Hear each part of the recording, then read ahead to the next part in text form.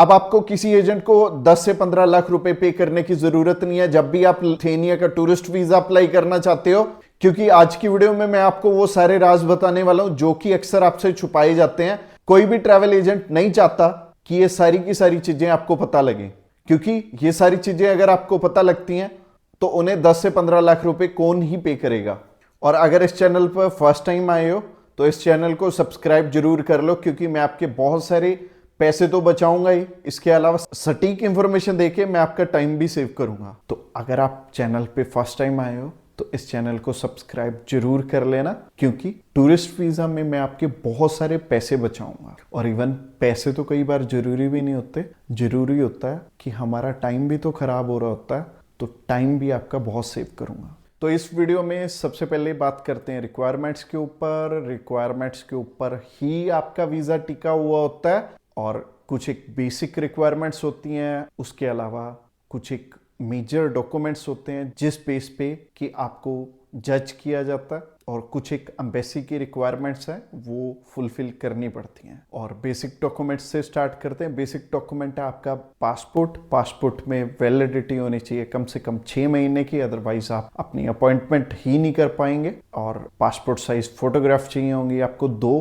35 by 45 size की। और अगर आप मैरिड हैं तो मैरिज सर्टिफिकेट चाहिए होगा, और अगर आपके बच्चे भी हैं तो उनका बर्थ सर्टिफिकेट चाहिए होगा। इसके अलावा जो चीज़ें आपको छुपाई जाती हैं, अब वो मैं 3 मेजर डॉक्यूमेंट्स के साथ मैं आपको बताऊंगा।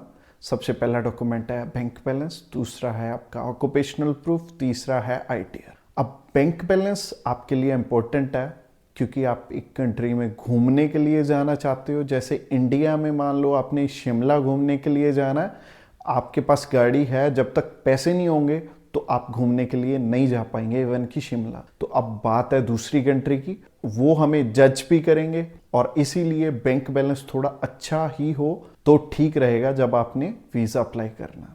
और बैंक बैलेंस तो है, मान लो आपके पास 5-6 लाख रुपए बैंक बैलेंस है, वो बैंक बैलेंस आ कहाँ से रहा है, यानी कि आप काम क्या करते हैं। अगर आप जॉब करते हैं तो आपकी सैलरी आ रही होनी चाहिए और वो अलाइंड है, उसी हिसाब से आपने टैक्स भर रखा है, आपकी प्रोफाइल परफेक्ट है।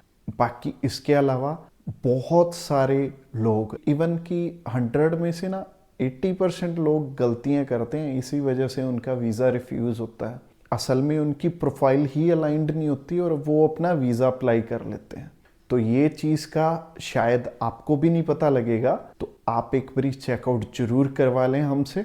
आप हमें कॉल कर सकते हैं। इसके अलावा जो एम्बेसी की रिक्वायरमेंट है वो है आपका वीज़ा एप्लीकेशन फॉर्म बहुत अच्छे से फुलफिल हुआ होना चाहिए। इसमें भी लोग गलतियां करते हैं। और कवरिंग लेटर भी आपका ज़्यादा छोटा होना चाहिए, ना ज़्यादा बड़ा होना चाहिए, बट आपने अपनी सारी बात उसमें समझानी है, तो कवर लेटर अच्छे से बनाना बहुत ज़्यादा ज़रूरी है। इसके अलावा जितने दिन आपने वहाँ पे रुकना है, आपको डे टू डे आइटनरी भी देनी पड़ेगी, और उसी हिसाब से आपने अपनी जाने और आने की एयर टिकट भी शो करनी है, होटल बुकिंग भी शो करना है, और ट्रैवल इंश्योरेंस भी शो करना है। तो ये जो 6 की 6 चीज़ें हैं, इनमें आप हमारी मदद भी ले सकते हैं। और हमारी जो कॉस्टिंग है बिल्कुल नॉमिनल है, पूरी मार्केट में इतना कम प्राइस आपको नहीं मिलेगा। बट कम प्राइस की बात नहीं है, हम आपको गाइड भी अच्छे से करेंगे आपके मेजर 3 डॉक्यूमेंट्स में।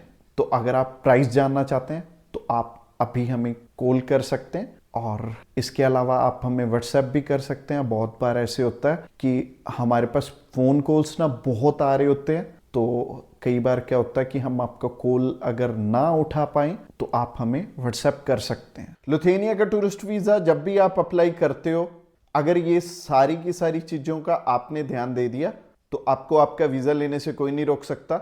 थैंक्स अ लॉट इस वीडियो को एंड तक देखने के लिए, और मिलते हैं अगली वीडियो में। अगर इस चैनल को सब्सक्राइब अभी तक आपने नहीं किया तो इस चैनल को सब्सक्राइब कर लीजिए।